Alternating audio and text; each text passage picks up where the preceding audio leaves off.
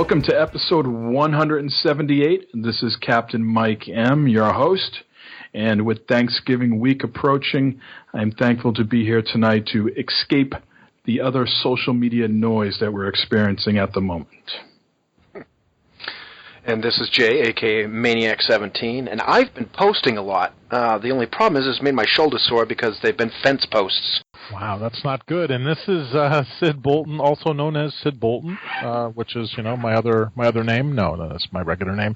But I'm known in some places as Dirk the Daring, of course, because I'm a big Dragon's Lair fan. And finally, I'm excited to announce that I'm finally, after all these years, actually getting a Dragon's Lair arcade machine next weekend in my basement. So that's exciting. Woohoo! Excellent. I just, I'm not sure how the video is. I didn't catch it as I was watching it, but I was recently watching a video of you going over all the various copies that you have of it.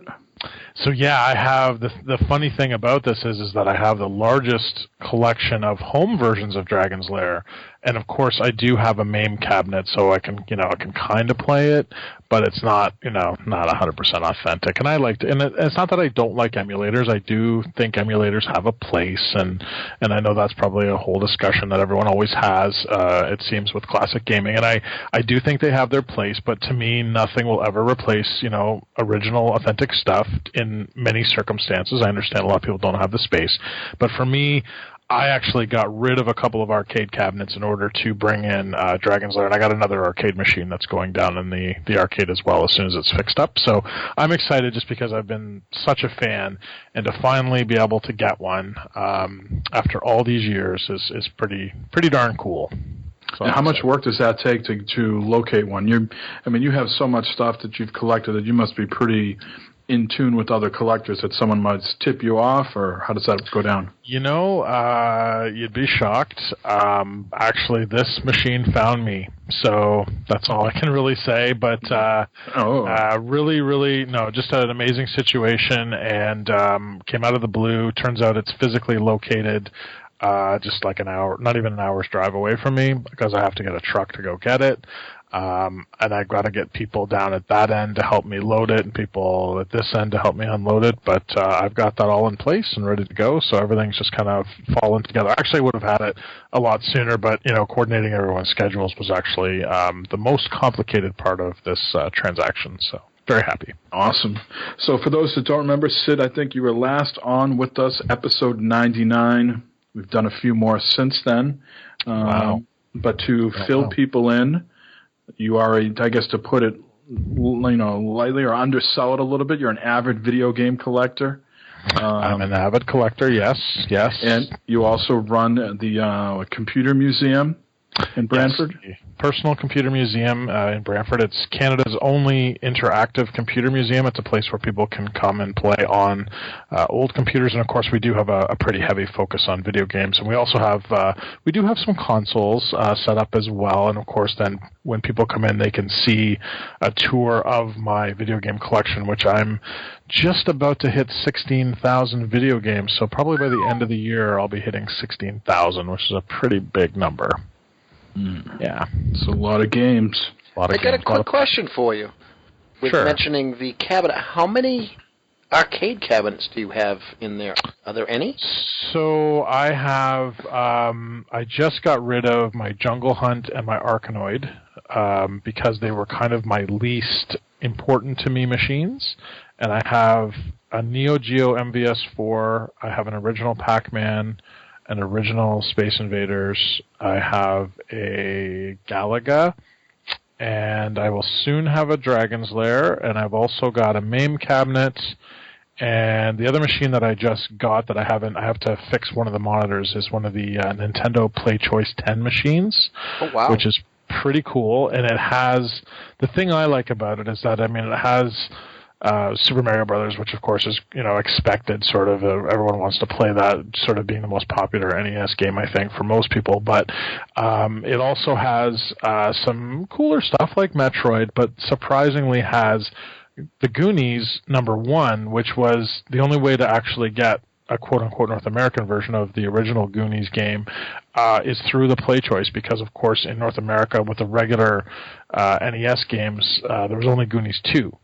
So it's kind of cool that you're playing an official North American Nintendo product that's Goonies 1 because it wasn't available on the home system, but it was available in the arcade system. So that's kind of neat. That is neat. And that came in the system. So, and of course you can buy, extra cartridges and change them out. They're not the same as the home cartridges because they have extra data. For those that don't know, this Play Choice is basically an NES arcade unit that has two screens, not just one, and the second screen is used for things like giving you instructions on how to play and things like that. And because it was an arcade machine that used quarters to play, and most games were not designed to have, a short number of lives that, you can't make it through like regular arcade. I mean, arcade games were designed to make money, right? So they're meant to kill you off with those 3 players or those 5 players. So because NES games are not like that, your quarters will just determine how much play time you get. And if you want to continue, you can just add more quarters. So that's kind of how they got around the fact of that. So because of all that stuff, the actual games are slightly different. They're based on the regular home versions. They play the same way, but they have some extra stuff in them to control the top screen and to also respond to, basically stopping the gameplay at certain points based on time and then let you continue as you put more quarters in. Cool. And then I have some kiosks. So I have a 360 kiosk, a PS3 kiosk, a Vita kiosk, and an Xbox kiosk all in my arcade. But other than that, those are my arcade machines. Yeah, I just have one kind of average-sized room, so I can't really fit any more in there, unfortunately. But if you had room, you would put more, right? Yeah, well, I wouldn't have sold the ones that I had. But, you got to make choices, right? Yes. Even collectors like me. Now, normally I wouldn't sell regular video games, but arcade machines, I just made the decision, these got to go somewhere. Dragon's Lair has to come in, something else has got to go out. And it is a home computer museum, so... Yes, yeah, and I mean, those arcade machines are actually in my home. So the computer museum doesn't have any arcade machines, so and I don't really have room out there for arcade machines because, in addition to computers, of course, I mean, you can't just have a computer museum with just computers. You have to have the software. You have to have books. I mean, there's so many books that were created, and of course, magazines. Right? For those that don't remember, before we had computer stores and before we had the World Wide Web to distribute software, the way video games were actually, the number one way they were distributed was by magazines. So you used to have to type in your own games every month. And that was one of the more popular ways because, of course, the distribution network for print at the time, like in the early 80s, was fantastic, right? There was newsstands everywhere. There was, these... different convenience stores would sell all kinds of periodicals. Now, they still do, but the amount of space devoted to that kind of stuff today is shrinking. And, of course, even regular daily print newspapers, of course, still continue to shrink. And so it's just a different distribution method, right? And who wants to type in their games every month? That takes a lot of time. Not I. So speaking of a lot of time, you recently had the Pac-Man tournament at the museum. Was that at the museum or at your house? Yeah, that was at the museum. That was at the museum, and it looks like, just judging on the leaderboard, maybe good turnout. Seems to be maybe 35 people on the leaderboard, maybe a little less. I saw a few repeats in there. Yeah, so there was 36 people that bought play cards, which I wasn't, too unhappy with. It could have been more, but you just never know. One of the things that I never kind of expected, because I held a Tetris tournament in 2008 and I had 150 people play, and it was crazy busy and everything else, and it was just crazy. I wasn't expecting a lot of people to react and say I suck at Pac-Man. Like everybody because I thought, what's a game that has kind of equal recognition to Tetris, that has equal sort of appeal to men, women, young people, old people, basically appeals to everyone. Right. And when I thought about it, I thought, Pac-Man's a good choice. I just wasn't expecting the feedback to be, oh man, of course I know Pac-Man, but I suck at it. And so a lot of people just didn't come out for that reason. In that regard, we actually had about 75 people that came out through the day. A lot of those people were there for supporting other people that were, of course, in the tournament. So at the end of the day, I mean, it was it was a great tournament still. Like, the people that were there had an absolute blast. There's starting to be some external coverage. I've noticed some blogs starting to pop up with some other people that were there and some other stories that are being written about it in the time that people had. So they obviously had a good time. And I got lots of great feedback on it. We had good food that day. Like, it all adds, I know it sounds silly, but it's all in the details, right? Like, even little things like, people were noticing, hey, I noticed you're using, yellow, tablecloths and stuff like that on the tournament tables and things like that. Because I like to pay attention to little details like that to make the experience really super fun. I brought out my custom Pac-Man table, which is a table that I had painted years ago. That was, I think, the first time I got called on the web a geek in Spanish. I don't know. It just hit all kinds of different blogs at the time because I thought the table was really cool. But I brought that kind of stuff out, and we did an actual Pac-Man memorabilia. So my collection, it went through all of my consoles, and I don't know if I probably did remember this, but I've forgotten so many things about video games as well as I've remembered. But for example, the Atari 2600 version, I brought out the boxes, and I didn't realize that there was two kind of different pieces of artwork for the 2600 version. Like, there was one where Pac-Man is basically flat, and one where he's got the eyes and he's a little more lively and a little bit more 3D. Otherwise, the artwork is identical, and I don't think I ever really paid attention to that. I do collect variants, and obviously when it came across my hands at one point, I went, oh, this is different than the one I have, so I must keep, which we'll be talking about variants later in the show, I see. But anyway, we'll get into that conversation later. But, I was kind of,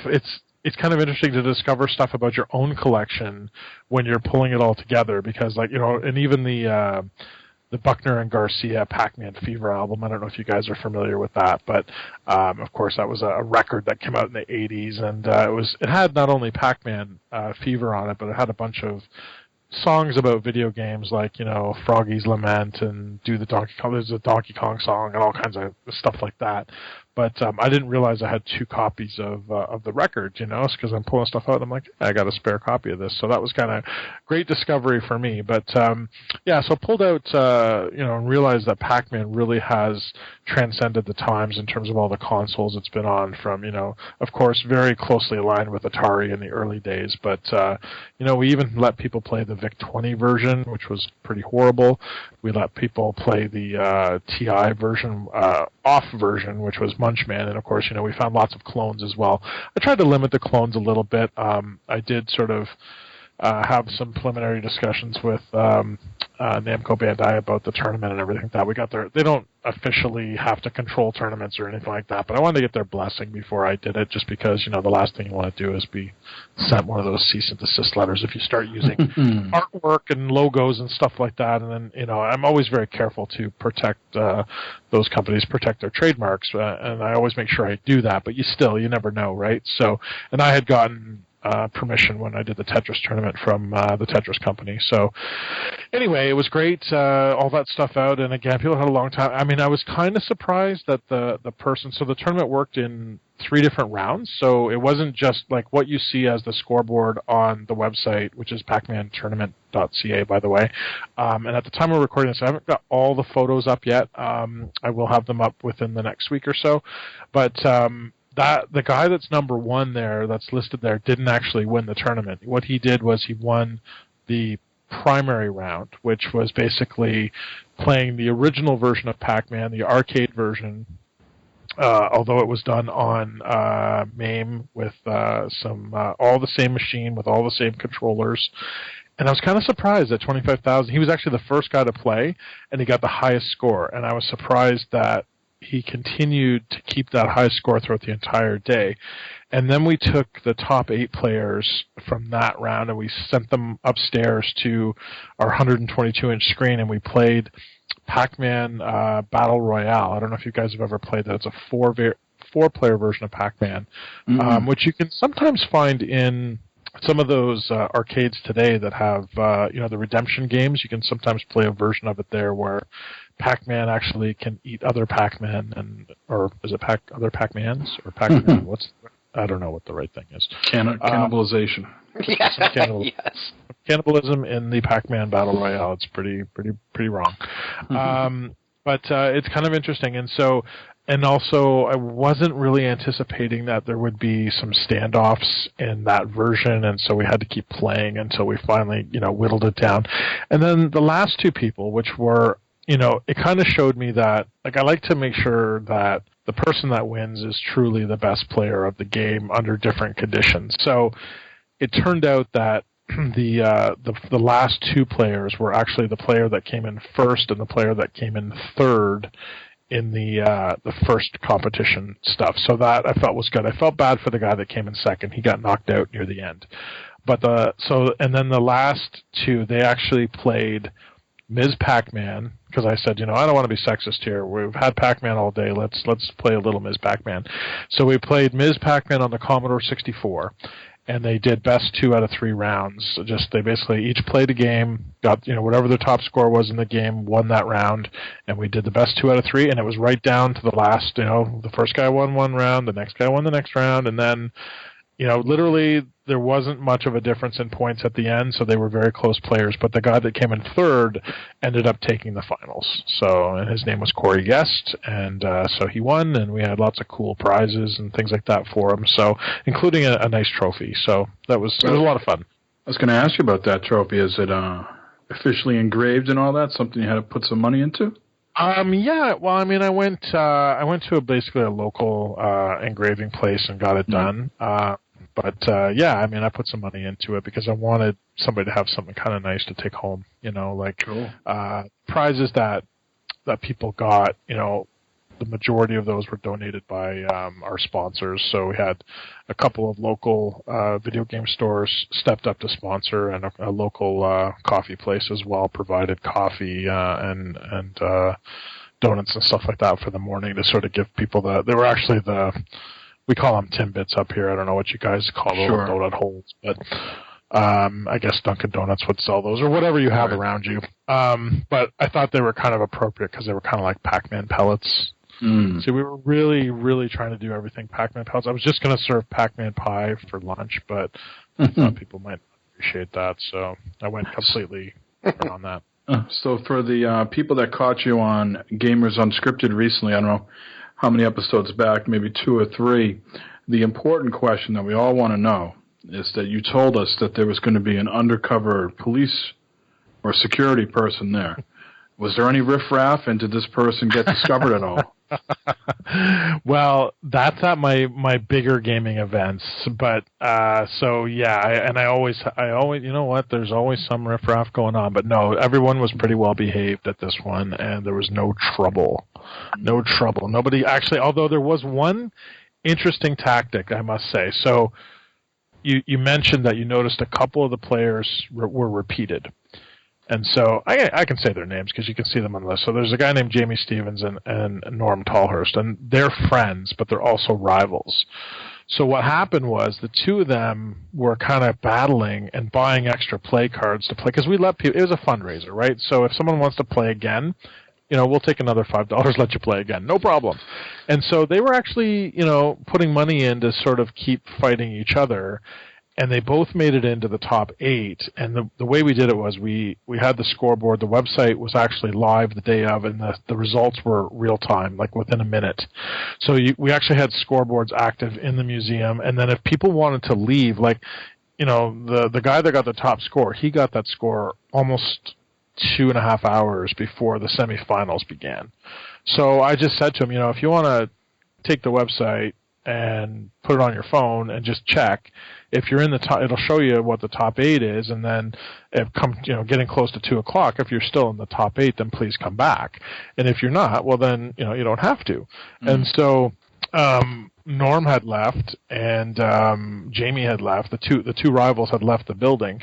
And then about 10 to 2, only Jamie was there, and he called Norm up in front of everybody and said, Norm, and Norm was known for helping people with their cars. He said, I'm down at the grocery store, which was this particular grocery store was at the opposite end of town. And he said, I can't get my car to start. Can you come give me a hand? And he was just hoping that, it would trick him enough to drive down there so that he'd miss the finals.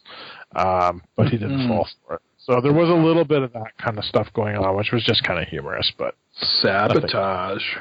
A little bit of sabotage. Didn't work though. They both got knocked out in the same round, so I kind of laughed about that. Now, you didn't partake as the host. Did you partake in this at all, or no? Not at all. Yeah, I can't win, and I actually could. I was surprised. Like I said, like the scores to me were kind of low. Like I probably could have. Certainly on the Ms. Pac-Man, I would have won because I'm the Commodore 64 version of Ms. Pac-Man and I were really good friends. Simpatico. Exactly. Exactly. Well, let's dive into some other news that you can give us your opinions on. Let's talk about Titanfall 2, gentlemen. Speaking of sabotage.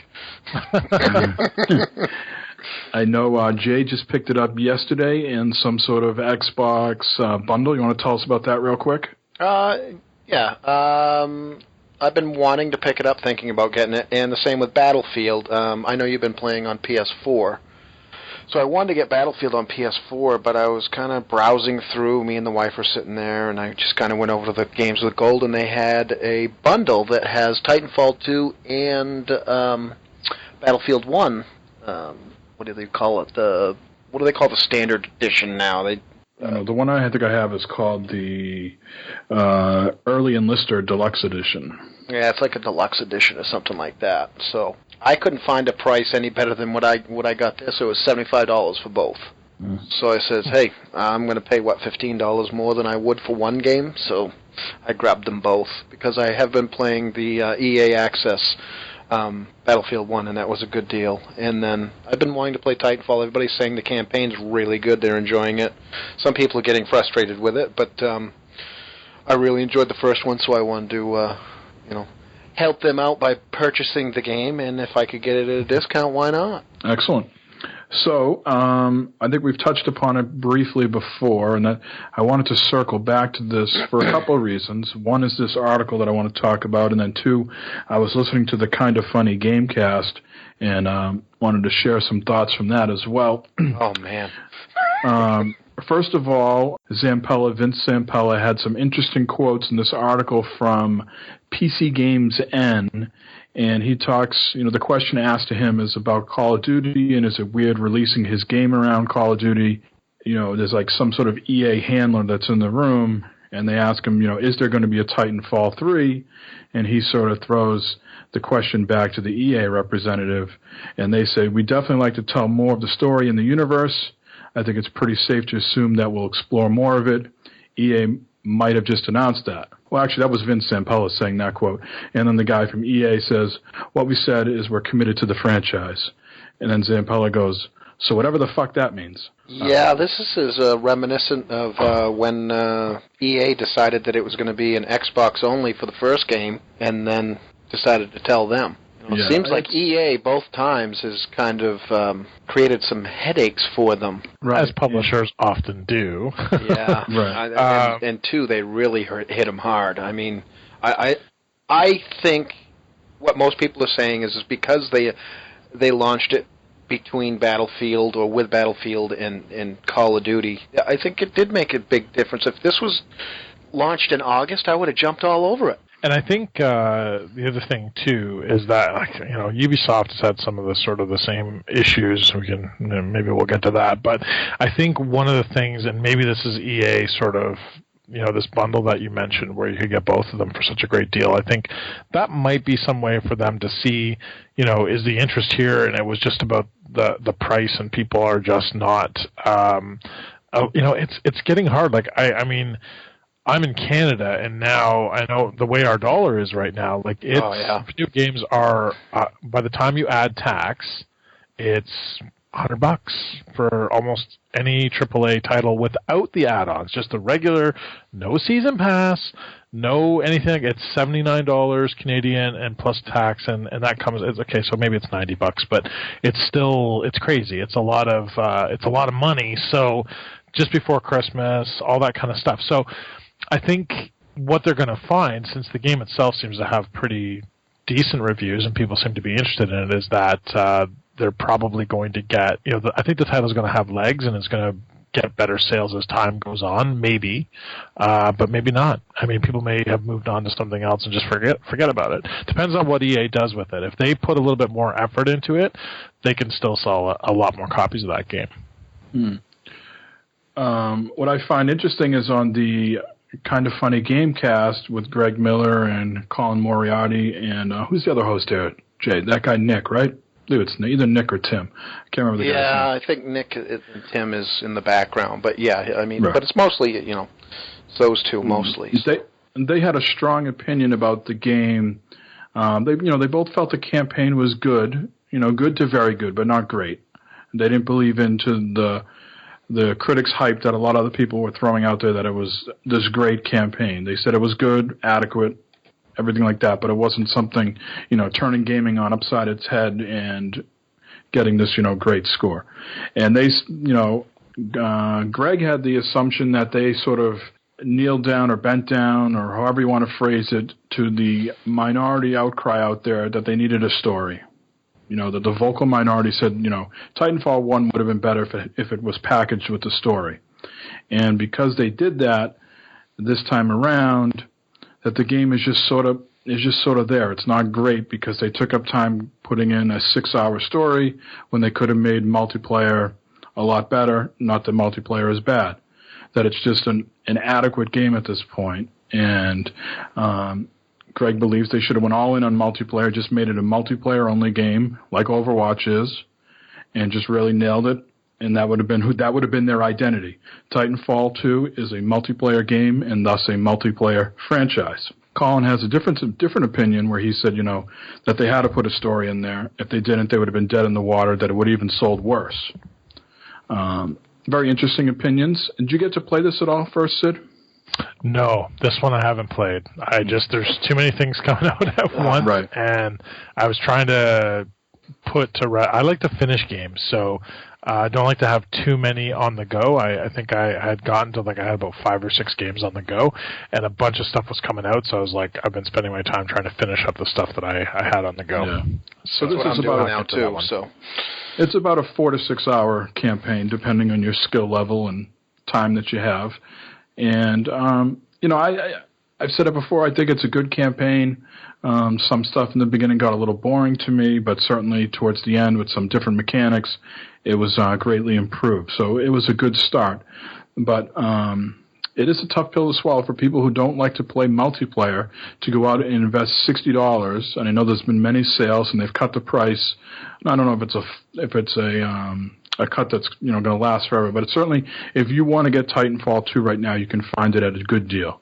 And certainly during the launch week, it's a tough sell to have a $60 game with a 6-hour campaign, right? So maybe they would have done better if they made it cheaper right off the start. Maybe they would have done better if it wasn't released in between these two. I think it's all in the release. I really do. It's all in when they released it.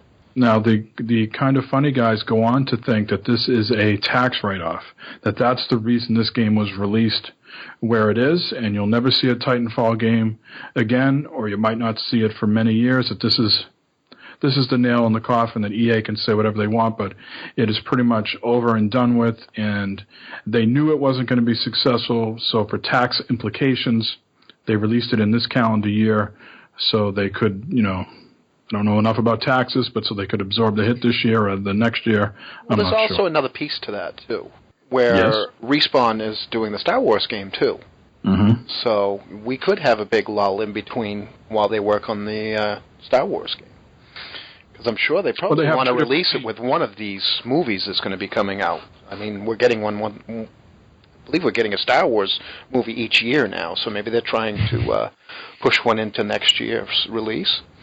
Well, they have 2 teams. I think there's a Titanfall team and a Star Wars team. Yeah.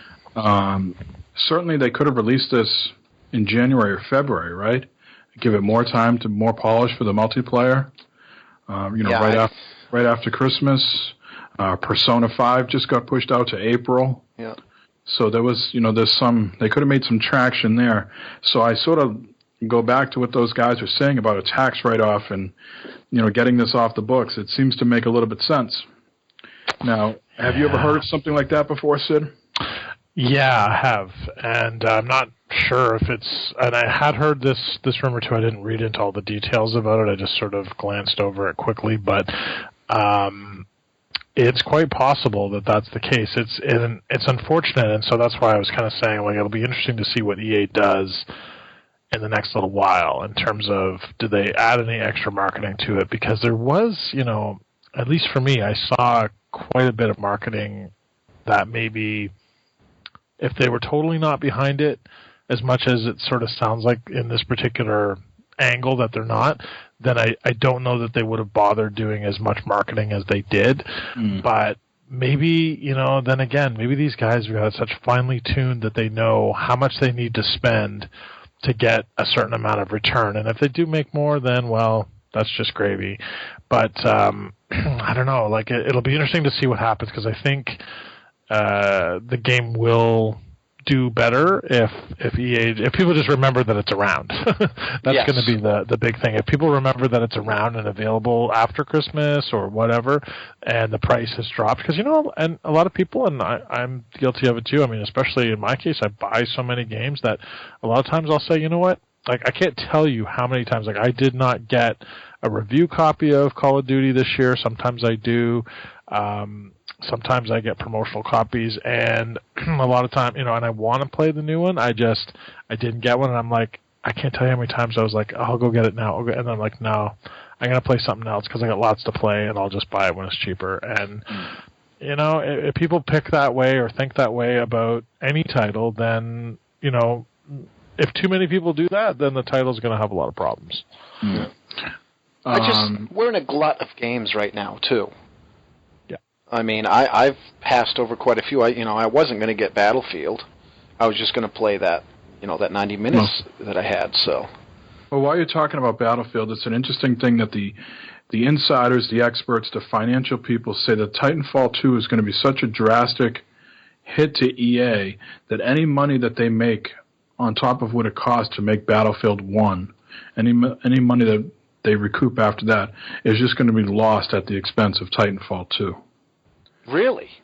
That's what they're saying. Any sort of revenue that they were expecting to make from Battlefield 1 is going to be... Oh, that's right. I did hear that. They said that that Battlefield would have to make up for the losses of Titanfall. Right. Which I don't understand that. When you take a game of this caliber, because I do believe it's a really good game. The shooting mechanics and game mechanics are really well done. And I'm basing this off of 1. I'm hearing that this is very similar to it, and some people even complain that it's not enough of a change, other than the fact that they did put a campaign in there. You've played it more than I have, so I finished it. I think it's a very good game. I'm not going to say it's great. I mean, if I had to give a score, somewhere between 8 and 8.5, I think it's a very good score for a game. Imagine if they had released this in another time that wasn't in with such a glut of games, and even in between two of the most known and best shooters. I think they could have done well if it was released at a different time. I mean, certainly it's getting a great critical acclaim. There's no doubt about that. It's getting good scores.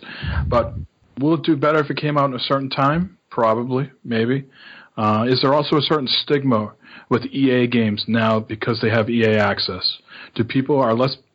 Well, you could put the Battlefield franchise aside, because people are just as obsessed about Battlefield as they are of Call of Duty, that they want that day one, and they're not going to wait for that thing to go free in the vault. Very true. But even though they say it wasn't, the Titanfall 2 would never be in the vault, only the minority people that really follow the news inside and out know that. The average person that has EA access doesn't know that the game will never show up in the vault, or so they say.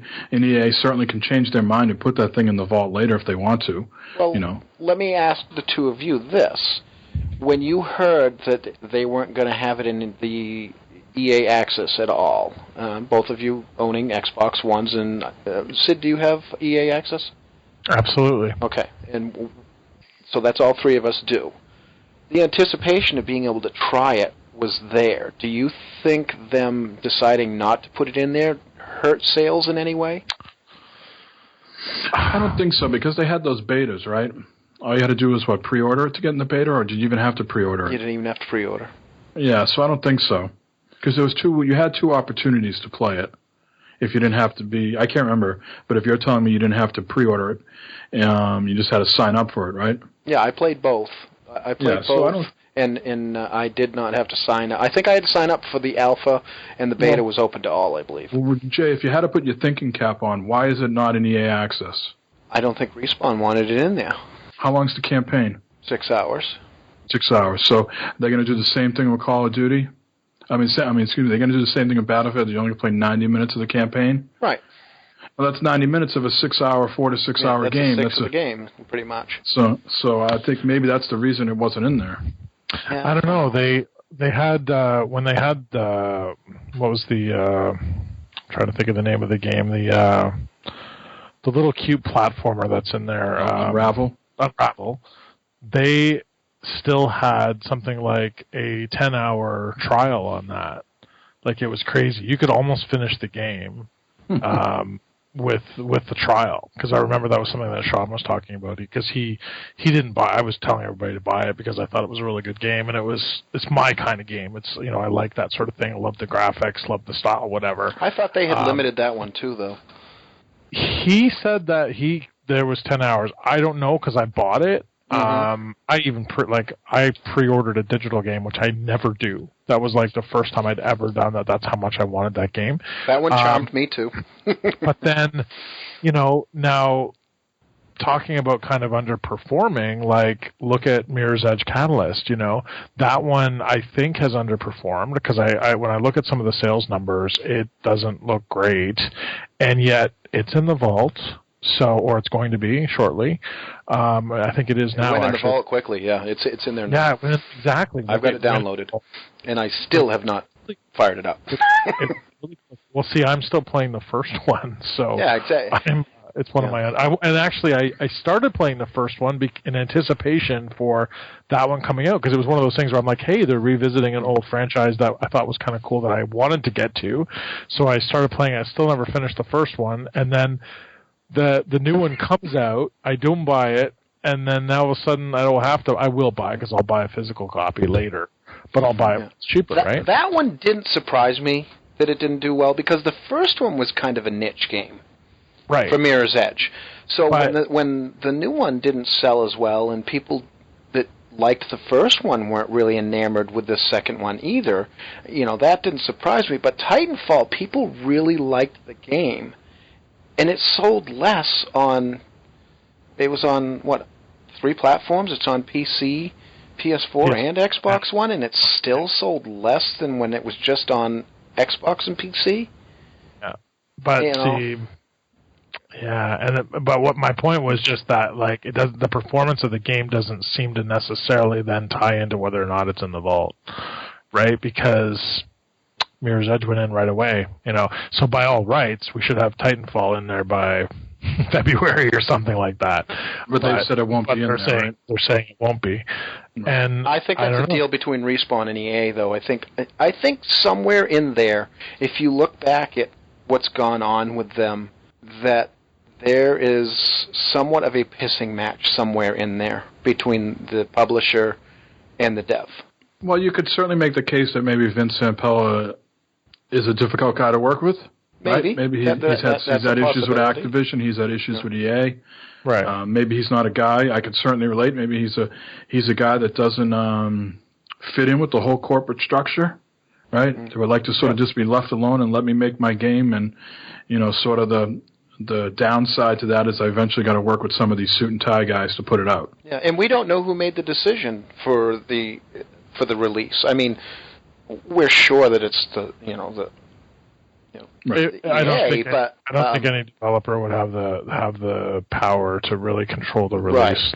Right. Like, I don't. And also, I mean, the whole thing with the Xbox exclusive, like, I don't remember the details, but I mean, I'm sure, if EA decided, hey, like, this is a new franchise and Microsoft is going to throw us some money to just put it on Xbox, it mitigates a big risk for them, right? So And maybe they were never happy, like you say, they were never really happy with that, and like didn't really know that was happening. And suddenly, this decision has sort of been arbitrarily made without their input.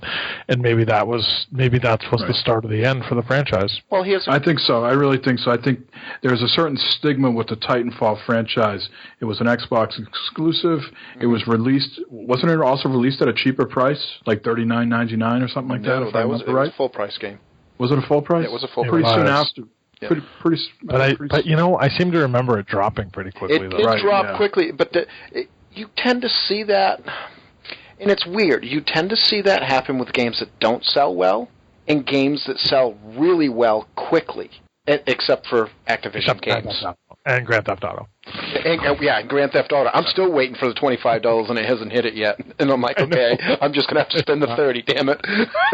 But, along those lines, though, I mean, we beat this up pretty good, but, I mean, with all the factors that are in there, which one do you think attributed the most to the lack of sales? Is it release time? Is it the quality of the game? Or something else? If I had to pick just one, I'd say release time, and then quickly followed up by their last history of it being exclusive, going cheaper at price relatively quickly. Mm-hmm. And for me, I would say release time, but see, also, I'm a single player campaign kind of guy, so I don't even, I wasn't excited for Titanfall 2 because what they've done is, although they've kept the multiplayer, they've kind of fragmented the market, right? They, as much as, we sort of said earlier, they listened and said, oh, well, maybe it would have done better had it had the single player campaign. I think if you like online multiplayer games, then that's a game that it actually got a lot of attention the first time around because it didn't have any single player. Mm-hmm. I remember, and so the people that loved that would have went, wow, game is for me because I hate the single player crap anyways. So for me, opposite. I would be like, although I had it and I did try it, it wasn't for me in the long run because I want a game that I can play and progress and get from beginning to end and then put it away and move on to the next. So for me, I don't need to get hours and hours and hours and hours and hours of gameplay out of one investment. I just need to have fun for that. I don't care if it's 6 hours or 10 hours or 20 hours or 50 hours. So for me, I just want to get through from beginning to end. So for me, I wasn't excited about the second one because I'm thinking that, okay, so they've added a single-player campaign, so they've just kind of done that to appease people, so it's probably not going to be that good. Mm. And so I think that what they've done is if you look at the market as people that love multiplayer and the people that love single-player, they've kind of basically, nobody got excited about it because everybody probably thought that them changing it up ruined it for whatever way they preferred. Yeah, and my thought is release time is the biggest factor. And then, like you said, secondary factor is them putting the single player into it along with the multiplayer. But my thoughts on it are different in the way that if it didn't have the campaign, I wouldn't have purchased it at all. Because it just launched, so it goes back to the first one, it just launched in between two of the biggest online multiplayer games that are out there, which are going to affect how many people will be playing online with it. So I better get what I can out of the campaign, and that's the reason I waited for the price to drop. Yes. Because I'm going for campaign mostly, because everybody's going to be playing Battlefield and whatnot unless they're on Mass Effect. It'll be interesting to see if the sales of the first game actually have a bit of an upswing when people that are trying the franchise for the first time, maybe those people that are primarily single player with a little bit of multiplayer, try Titanfall 2 and go, this is actually a really good game, and then go out and pick up the first one, which will be cheaper and, whatever. Oh, you can get it for $5 now. And it'll be pretty bad if the first one starts out selling the second one. No, literally, that first one is $5. Even I think on Xbox Live with this Black Friday sale, it's $5. Oh, and all the DLC is free. I want to move on, but I'll leave you with this. Yes. You guys can't debate me on this because you haven't played it yet. So if you try to debate me on it, you'll just be causing a shitstorm for no reason. Take the fun out of it. it is just more fun to play Titanfall 2 when you're not in the damn Titan, and maybe that's why the franchise is not doing well. I'll leave you with that anecdote, and you guys can.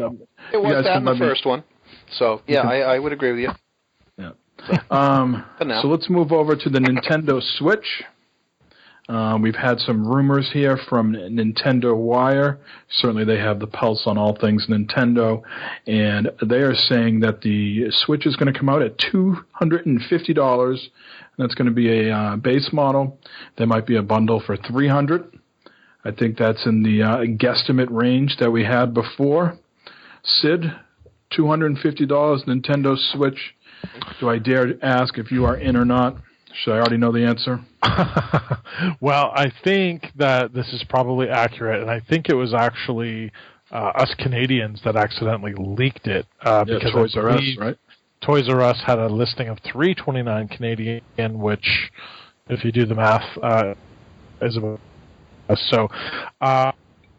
That's actually even a little bit low that I was calling 99 Canadian, maybe 350 Canadian. So, but I probably accurate. I would hope so, and that's to me that's an awesome value, and I think that Nintendo will do well at that price point if that is true, and that actually excites me even more for the system. I'm probably just excited to just see Nintendo continue to do well because I love all game consoles. I know I play on all of them, although I will admit, like, my Wii U is just not getting the love, and that's just how it goes. But I still love Zelda, and really, if I have to buy a machine just to play Zelda, then I will. That's fine. I'll suck. I've got to catch you on that one. You said you wanted to see Nintendo continue to do well. Don't you mean pull out of their hole? Well, I mean, what I meant was stay in business. Yes, yeah. That's what I don't think there's an issue with that, but yeah, for $250. Well, I mean, I never thought Kodak would go out of business either. So you never know. Well, never with companies. So, yeah. But yeah, for $250 for me, I'm not a big Nintendo guy. I enjoy the Nintendo product, but most of it is the retro stuff. I haven't really played a lot of the modern stuff because I didn't really get into the Wii, and the Wii U I bought, and it's great for collecting dust. And my worry is that this one is going to do the same, and that it'll be underpowered. I guess the big thing is for $250, not knowing the details of the machine. We really have, other than knowing what it looks like, and that you can bring it to a rooftop party and not be shunned too much. We don't know much about it. So $250 at this point, I'm not in. Okay. They are saying that Breath of the Wild will miss the launch. This is again from Nintendo Wire, that their sources are saying the Zelda game will not make launch, but there is going to be a Super Mario game coming out at launch. Skyrim will also be there. And that they also believe that there'll be a Splatoon bundle. There'll be a SKU for a separate bundle. That could be the $300 one. Bethesda has not confirmed Skyrim yet, though. Matter of fact, they denied it at this point in time. Or they didn't deny it. They said that they're not releasing any information. Right, but that's probably just because Nintendo will break their hands if they do. Which is ridiculous considering they showed it during the damn... That's why I don't understand it. It's stupid. But that's Nintendo. They're so legal. Because if they figure if they don't have them say anything, then they won't say anything wrong. I'm surprised they don't come back to us and charge us for using the name, talking about it in the news. So this Mario game, this Mario game is better come out okay. First of all, delaying Zelda is just wrong, and if they're delaying it there, are they delaying it on the Wii U? I assume so as well, and that's just wrong as well because it's already been usually they delay 3 times. I think they're already up on this one. It's due. We should be having it. They shouldn't be delaying it anymore. And I think if they don't have. It's great that they have Skyrim, Splatoon. Those are old games, so they better having those is not going to get. I mean, they're nice to have, but those are old games, so they need to have at least a new Mario game. If they don't have, At least, like if they have both, that would be the first time I think that they would have both releasing at the same time, like both of their big franchises hitting a console with new content at the same time. Like that would be amazing, and that might be enough to get them out of the hole. Because really, let's face it, the people that are most excited about it are the people that continue, like myself, to buy all their stuff over and over and over again. The Nintendo hardcore. Yeah, exactly. Do you consider yourself part of that? Well, you know what? I'm platform agnostic, right? So I buy everything. I buy everything, and Amen, brother. I appreciate. Mike understands that. I mean, you know, I love the stuff that Sony has exclusively. I love the stuff that Microsoft has exclusively, and I love the stuff that Nintendo has exclusively. I try to tell Jay for his, own personal financial, health, that he should just embrace who he is and just go Xbox only. There's nothing wrong with that. No, but I like PlayStation stuff too.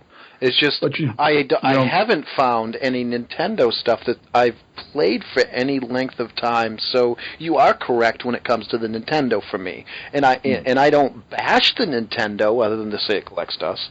But it's not for me. So that's why I don't jump on it, and I think maybe that gives me more of a reason not to pick that up, because from the past that I've had for you've got the kids that use it. I think, Sid, you enjoy the games. Did you play much on the Wii U? Not as much as I mean, I have lots of stuff that I'll tell you what happened with me with the Wii U, and I know this is going to sound silly, but I got caught up at some point in, like, when the PlayStation 4 came out, I was right on there. I loved it. It was like, the Xbox One, I was kind of looking at it sideways going, I don't think so. And then, I don't know if it was when, you guys know Tico, right? I think you've had Tico maybe on a show. So Tico is like crazy about achievements, right? And he's got a sickness. So he kind of drew me into the sickness for a while. And I still I'm a little split, I'm trying to get away from the Kool-Aid, but he got me into the gamer score achievement thing again. And I've never really worried about the fact that none of my stuff, like I don't have huge things, because I play old systems, new systems, and we all only have so much time, right? And I spend a lot of time collecting games, new whatever, so I don't have like the greatest gamer score, and I don't have the greatest amount of trophies and things like that, but I mean, I'm respectable. But for some reason, he kind of got me. We had this competition, which I beat him on, believe it or not. No one has ever beat him in a gamer score competition, and it was physically demanding. I know that sounds ridiculous, but I literally stayed up. I was sleep deprived. I had to research strategies. I had to buy games. I had to go through my vast collection and use like every trick in the book to try and exceed him in this 2-week period that him and I played for, and I beat him. And the thing is then I'm like, now I was just so focused on playing games then that I could get gamer score on, and I was playing them on Xbox, and all of a sudden my PS4 was seeing dust, and my poor Wii U, all the stuff that I had listed to play, because I try to rotate, it got put at the bottom just because there isn't any of that kind of stuff there. So there's lots of games that I will play, that I want to play, that are in my queue to play. I own like 75 Wii U titles or something like that, but it hasn't been played a lot, and a lot of it just has to do with gamer score. And I got sucked into that. I'm getting out of it. I actually put the new the Super Mario 3D World game into my Wii U, and I actually put it in the drive. So I haven't played it, but I've made progress. Halfway there. I put it in the drive. That's how far I got. Let's move on to our last topic before we get into the rest of the show.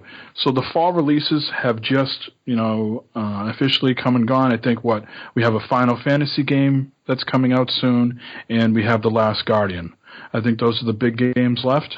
Obviously, there's lots of indie stuff that could come out between now and the end of the year, but I think those are the two big sellers. This week we have Darksiders 1 Remastered coming out. That's a $20 title. I'm not sure how much that counts in the big picture of fall releases. So I just casually wanted to get everybody's sort of impression. What did you think of fall? We had Battlefield 1, a lot of shooters, right? So Battlefield 1, Titanfall, Call of Duty. We had Mafia 3, Dishonored 2. I'm sure I'm missing some in that bunch, too. We had the Skyrim remastered that came out.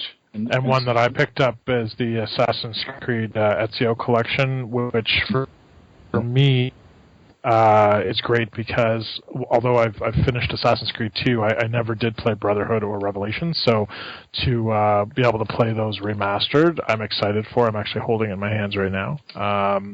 So yeah, for me, great. Amazing amount of stuff. Lots of things I want to play. For me, though, I'm always so far behind on games. It seems like I usually try to play Call of Duty and Battlefield when they come out. I haven't gotten to those already. I'm definitely looking forward to The Last Guardian. And of course, Watch Dogs 2 for me is huge. I love them. That's right, Watch Dogs. Playing the second one right now. But I'm actually looking forward to the Darksiders because I started that game when it first came out, never finished it. So again, I know what happens is that it takes me so long to get to some of the games that they get remastered before I get to them. So it's great. I get to play them in even better graphics. So I'm excited. I'll take it. If I can play on my one, I'm all over it. There you go. I think BioShock Remastered was the other thing. So overall, it seems shooter heavy for sure, right? Isn't it always though? This time of year, it is. It is. Certainly other games like The Witcher 3 was never a fall release. I think that was February or March. Division was a March release. But yeah, I mean, in general, most of these games that are AAA and that mass people get or have some sort of guns element to them. But this has been a heavy first-person shooter release. Is everybody satisfied, with the games that came out? I don't mean from... Obviously, you haven't played everything, so you can't answer that. But I mean, just the name of the titles, a lot of, Dishonored 2, Watch Dogs 2, Titanfall 2, Battlefield, this is, whatever incarnation that is, the same with Call of Duty, is it? They call it one, so it doesn't seem like there's been 1,000,001. Right. That's World War One. I like the name. Is it too heavy-handed, you think? Or you think it's got some good distribution amongst the genres out there? I think it's decent, because we do have some of the smaller stuff that's come out that's, that we don't really mention much, but that can kind of cover some of the full genre coverage. But as far as the AAAs, I think we get some decent coverage, and people are still playing some of the games that come out. And it's kind of nice. Some of the ones that came out earlier in the year are going on sale. So I mean, this is a really heavy time. So it's kind of nice to have that. And, the only thing that I haven't picked up yet, I mean, I've got these two games which I haven't played, and I still want to pick up Dishonored, but I'm going to wait because I can probably get it at a discount later on. But that's me. I don't have a ton of time to play, and I have cut back because I'm trying to finish at least the story in my games now, and that's helping me from not being a glutton on these games and not finishing them or playing much of them. So, and I totally forgot about Gears too. That came out. Yeah. Oh yes. Yep. That didn't seem to have much staying power. I could be completely wrong with that, but I know people were hot and heavy to do horde mode and stuff, and it just seems like, you know what, people would rather play Battlefield 1 than Gears. I liked it, but I don't know. Like I was never. I didn't play I did play the first Gears, but I never played 2 or 3, and so a lot of people that seemed disappointed that it was not. I don't know. There was some disappointment out there. I guess there often is, especially when studios change and things like that. But I wasn't disappointed with it. I actually thought it was actually quite funny. The game was quite humorous. I wasn't expecting that, but I did play it. I did finish it, and I am excited for another one. But I'm probably in the minority in that I didn't play all of the other ones, so that's maybe why I enjoyed it more. Really? So yeah, I thought I liked it. But have you played the multiplayer at all? No. No, but that's the staying power of the games, and I think that gets affected by, again, Battlefield, Call of Duty, and the others. It is. I will tell you, though, one thing about it is, that I think, thinking back now, it was kind of forgettable. The only thing, because already, I'm not really thinking it, I forgot about it, too, when you mentioned those, all those games. It's like, oh, geez, what about that? We also missed Dead Rising 4. That one, man, I heard nothing. That was like a fart in church. People ignored it like it wasn't there. Well, it hasn't come out yet, so right? Yeah, that's what I was going to say. No, but I mean that's coming out when, like I said, Forgettable. They announced it. There was a bunch of advertisements and stuff, but nobody is now mentioning it. Yeah, it comes out December 6th. Yeah, and it's like buried. It'll be interesting to see if I get an early copy of that one because that one Microsoft, because it's Microsoft exclusive, right? On that one, or no, or is that I can't remember. I don't know if it is. It's Capcom, and previously it was only Xbox, but I'm not sure if they're doing that anymore. And that might it's only coming out on Xbox and Microsoft Windows at the beginning, I think, maybe. Yeah, and that's maybe a piece of it. So if that's the case, then I might get a copy of it because Microsoft will tend to do that with me, which is nice. And if I don't, then that's going to tell me that it's bad because they're not going to want people to see. And, a lot of these companies now talking about not giving out really, really early stuff. Because Gears, I had it 2 weeks. I had it finished before it even came out. Same with Tomb Raider. I had it finished before it even came out in general release. And they're good games. Quantum Break, same thing. Maybe didn't perform. Maybe all those games didn't perform as well as retail, whatever. But they were still fairly well reviewed. Nothing glaringly wrong. I mean, that's the thing with Gears. There's nothing glaringly wrong with it. There's just nothing spectacularly wonderful about it. Yeah. But they hyped that one up pretty good right up until the launch. Of course they do. Right. It's Xbox, and I think a lot of people, it didn't have any staying power. I think there was a lot when it launched, but there wasn't a lot of staying power. That's why with Dead Rising, it's like, holy smokes, completely forgot about that it's even coming out. I think Gears a lot has to do with the DBs just weren't compelling enough, and I think the new enemies that they came up with, same thing. I think, I know what they wanted to do. They wanted to try to push the franchise forward, sell you on it the next, Gears 5, 6, and 7, but for me, I thought 4 was just vanilla, and I wasn't really buying into the new enemies. They just weren't compelling enough to me like the other ones. I mean, I'll pick up the ones that come out, but I think I'm like the Nintendo we talked about earlier. I'm a Gears diehard. If Halo Gears come out with a game, I'm going to pick it up. I'm going to play it. I will enjoy it. It may not be as good as the older franchise, but I will continue to enjoy it. I think 4 game for 4 for me, I was like, oh. Like, not to spoil anything for anyone who hasn't played it, but I was like, this is good. Like, I was looking forward to, I was almost like, oh, really? It's over? Yes. Oh. I was, and that's exactly, I was like, it's just getting good. They like stopped in the middle of the story, you bastards. 4, so you could put in there as well as another one that, just a handful of people are still talking about, but it didn't seem to have mass appeal with Forza Horizon 3. No, there's not. I'm not seeing a ton of people. Even the people I knew that were into racers, they were saying it's probably one of the best ones that's come out in a long time. But I just think we have so many games coming out now that they don't have that staying power anymore. Well, like certainly some do. Except for Destiny. Well, I think a lot of people are addicted to Overwatch, Destiny, Battlefield 1. Yeah. The Division certainly has its hooks in some people, especially with the changes they've made.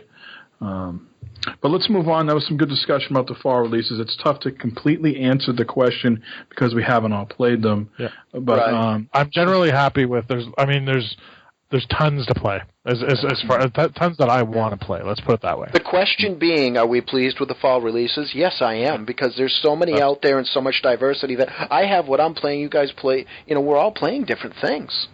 So, yes, I am pleased. All right.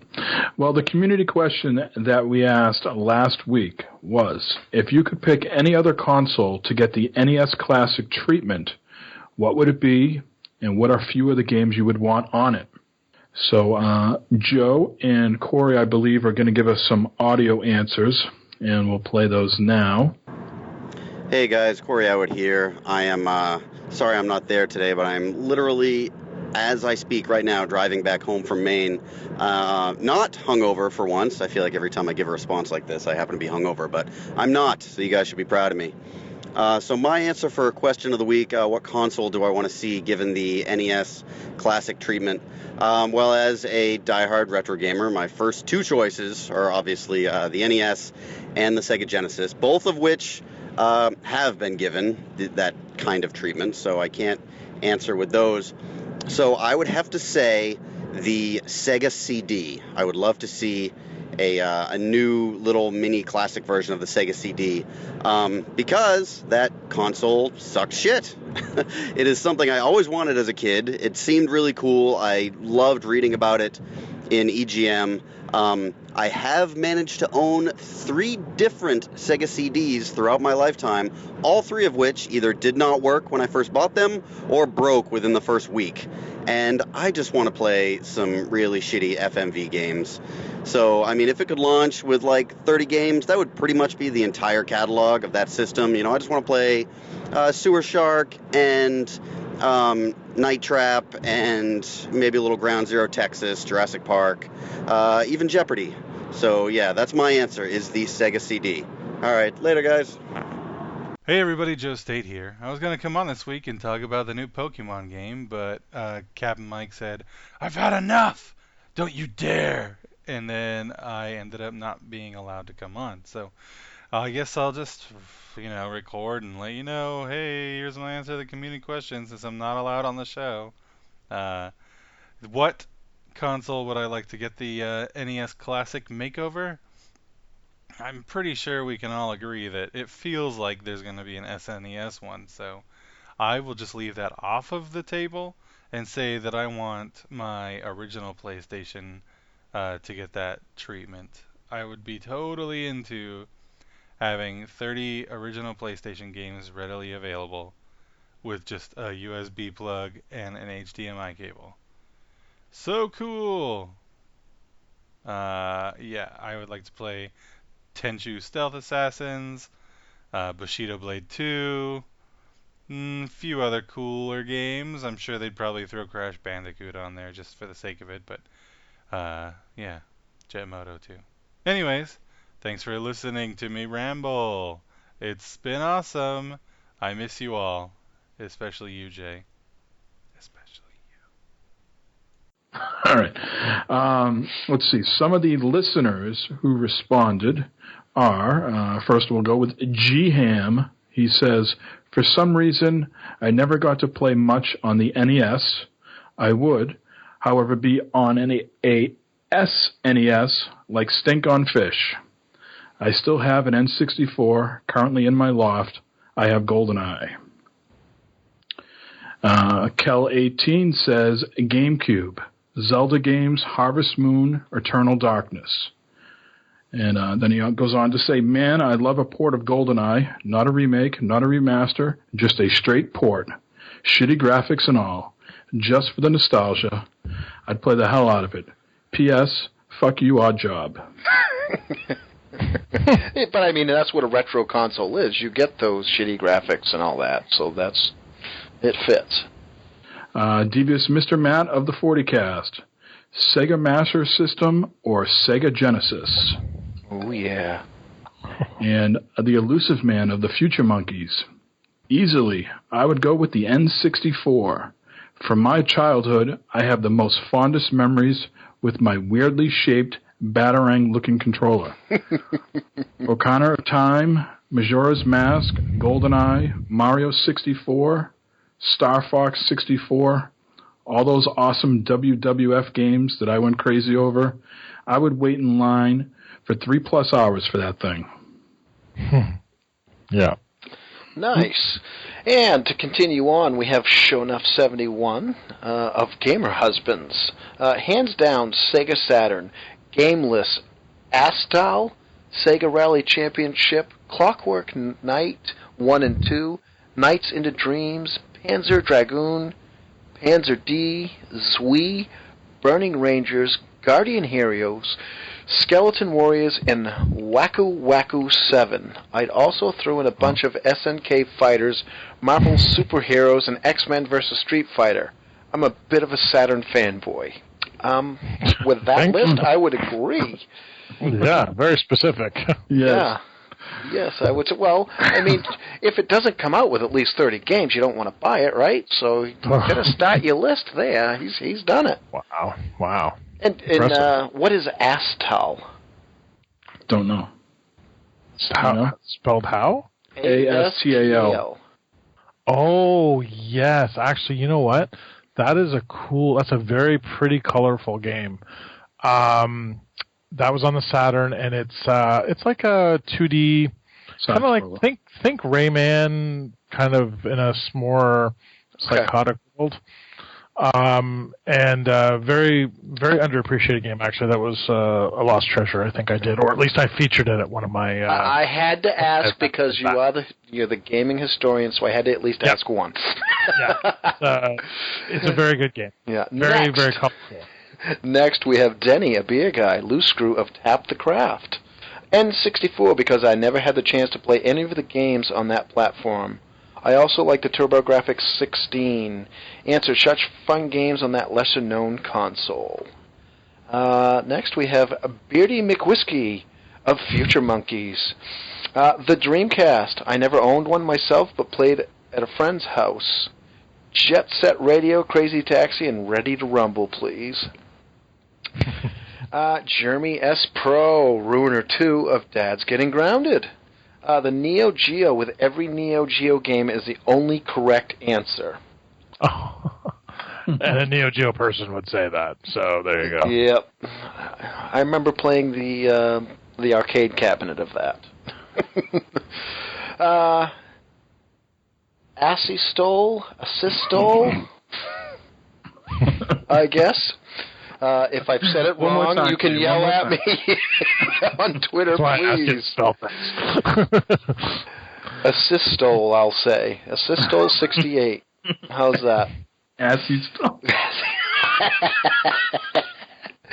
The unit that needs a remake console had to be the SNES. The machine had some great game links in the past.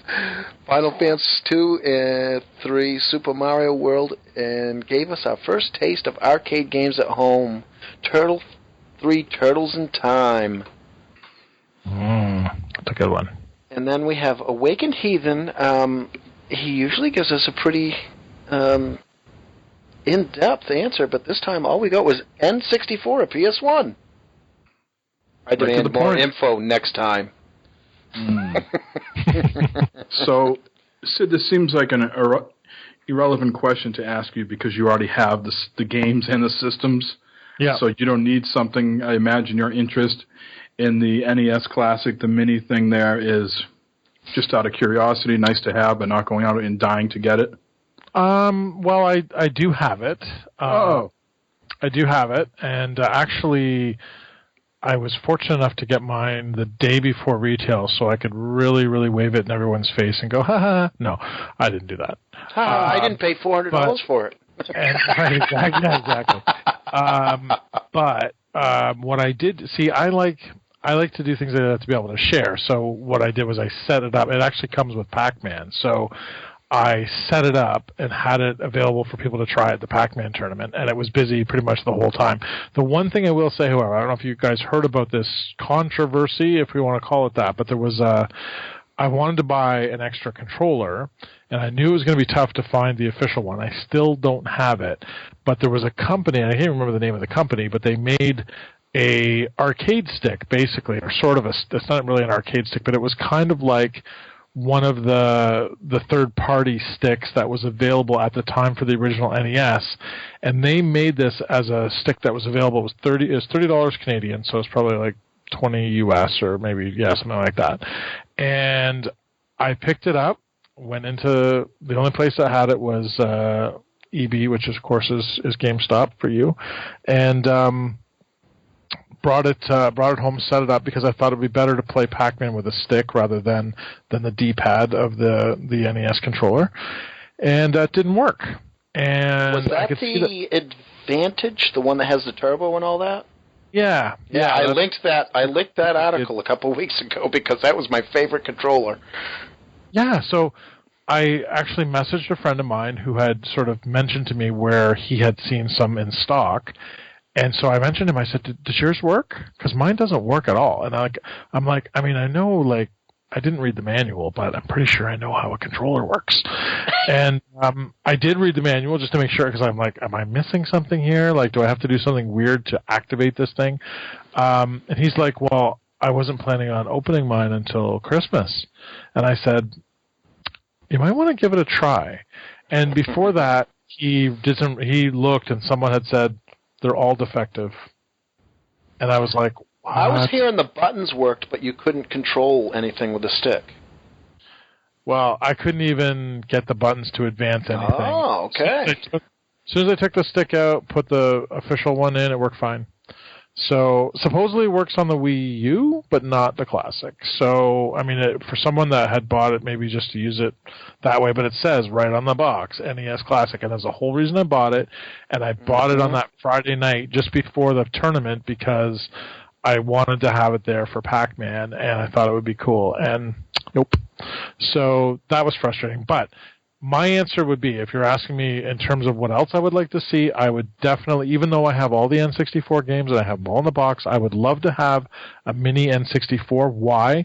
Because it would be another chance for me to own a copy of Ocarina of Time, because it's my favorite game ever. So it would be kind of nice to have it on.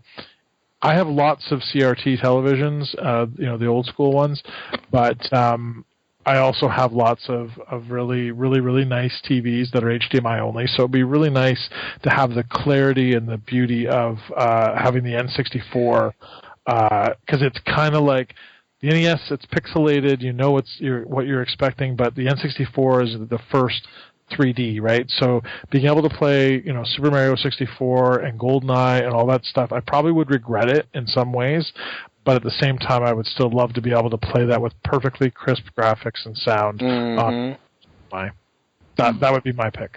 All right, Jay, how about yourself? I guess I'm not going so retro, but I would love to see an original Xbox kit that come with a bunch of games. The problem is a lot of the games that I want, I believe, are in copyright purgatory, so they couldn't release them anyways, like PsyOps and stuff like that. And the main reason is because that was the console that got me back into gaming. The other answer would be the PS1, because I want to play the original Metal Gear Solid that was on that again. And then also it had so many good games, it's just a plethora you could put on there. Of course, you can still buy the original, so then I'd go with the N64 would be my last choice. So I gave you 3. Nice. Just to make up for last week. I would definitely like to dabble more in the PS1 era. Same can be said for the PS2. I came into, I got back into gaming. I was just an Xbox guy with the original Xbox. Certainly had my fill of that, but that would be nice. But I think, some sort of PS1, PS2 combo could be really cool. Will it ever happen? I doubt it, but those would be the ones that I would certainly gravitate to the most. Quickly about the original Xbox and backwards compatibility. How do you think that would work? Is it just means everybody would have to buy them again? Or if you still had the disc, you could put it in? Or I'm hearing rumblings about this, that this could come down the pike at some point. I think it's a pipe dream people have. I think it's something they could do, but I don't think they would. Just because of the differences. If they did it, I'd jump all over it, but the games, they don't look that great. I mean, unfortunately, when you go that far back, you really get hardcore. I think what people really need to do is unfortunately, because I don't want to necessarily encourage remasters, but I think that's the way to go for some of that stuff. And like, you had said, a lot of the stuff is in kind of limbo because a lot of the original studios and IP holders are no longer around. Like the Xbox kind of killed some companies, I think, in some ways. But I mean, it's not that. It's just because like Nintendo controlled a lot of the franchises, right, that are on their products when they're re-releasing stuff. So they, and they're picking companies that are still strong and still around. It's a little bit easier to do that. But when you get some of these great games that are out there, but unfortunately didn't sell well, a lot of times the companies are not around anymore, so what are you going to do? It's going to be difficult to get the rights. Some of them, I just had contact with a company actually here in Canada that owns the rights to a bunch of the Acclaim titles, and they're redoing stuff. In fact, I'm going to go visit their studio in a couple of weeks, I think. And when I say, speaking of original Xbox, they own the rights to Vex, which is a platformer 3D game that most people have never even heard of, but I actually thought was kind of cool.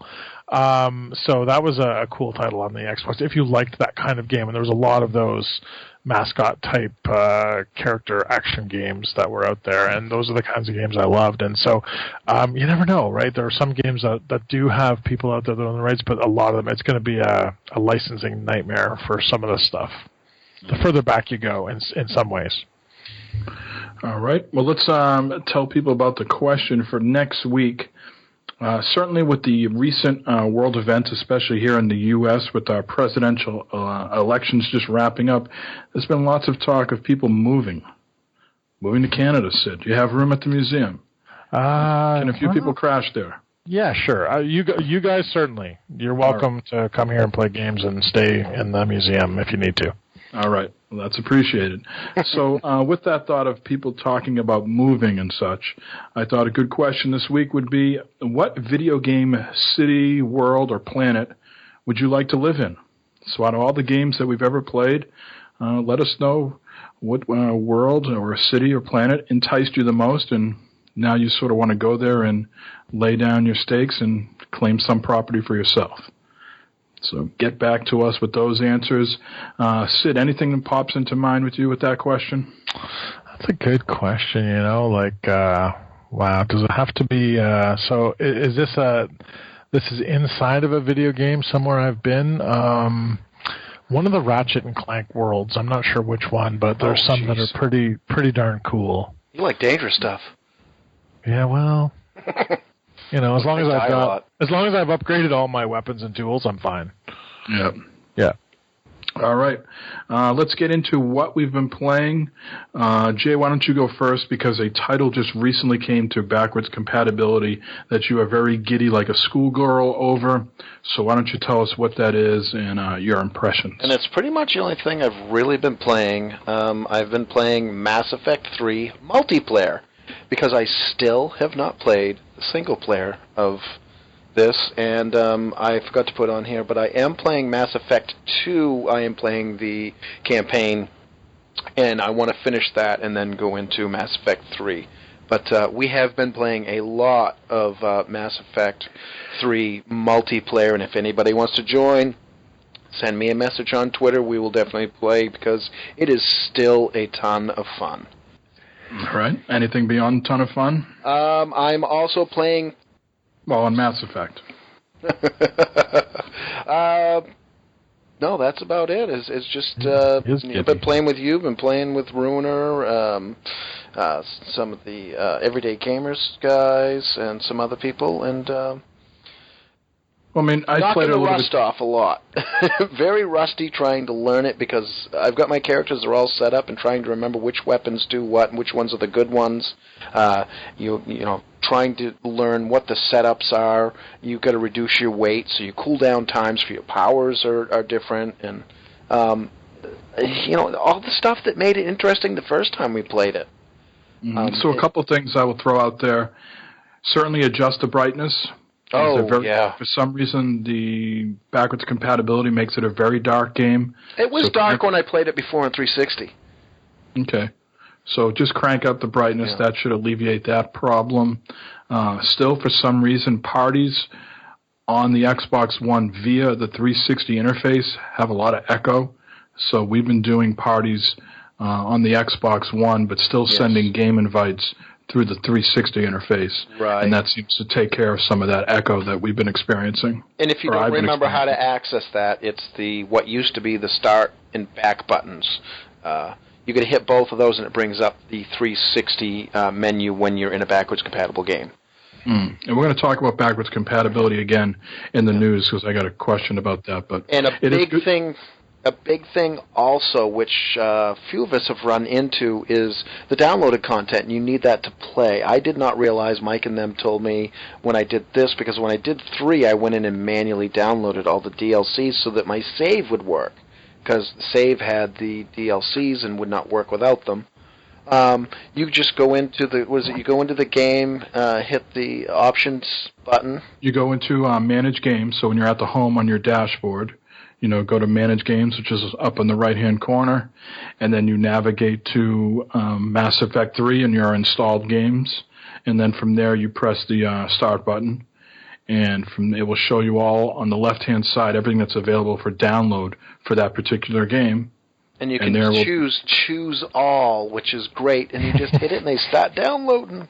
And choosing all when people are waiting for you to play is not the best thing to do, because you don't want to download story content when people are waiting for you to play multiplayer stuff. So right, and all I had was multiplayer because I didn't download any of the other stuff. But yeah, so if you're playing and you're trying to just get that multiplayer DLC, yeah, you're better off choosing. But like in my case, that's all I had was just the multiplayer, so I was able to hit choose all, and it downloads a lot faster than going through the 360. It wouldn't let me download through the 360. You try to download it through the 360. It froze up on me 3 times, and then it allowed me to do it. No, what happens to me is you press the download, and it says this item is available in the Xbox One store. Please go there to download it. Oh, okay, yeah. That's the message I got. All right, what else, Jay? And then just Redacted. We'll talk about it next week. All right. Sid, I see you've been playing some Watch Dogs 2. Absolutely. It's a lot of fun. I haven't done any. I don't know. Have they fixed the co-op and multiplayer stuff yet? I know there were some problems with that, but so I've just been playing single player stuff. I might do some online stuff with that. I don't normally do a lot of online stuff, but that would be one place where I would, or just even trying to hack some other people online be kind of fun. But I liked the first game. I know a lot of people had issues with it, but I did enjoy it. So I'm happy that it seems to be better in some way. Like, it wasn't a perfect game the first time around. I can see where a lot of people, I think it was a lot of case of, it's kind of like No Man's Sky syndrome, where people thought it was going to be this ability to do all this hacking, and there was a lot less of that stuff in the first one. I was lucky enough to have a chance to play the game over a month ago at, actually, it was pretty cool. I got invited, Ubisoft took me to this smart home. It was pretty amazing because, of course, that's sort of an element in the game. And, put it this way, I've never seen a toilet before that I could control from the wall. It was pretty cool.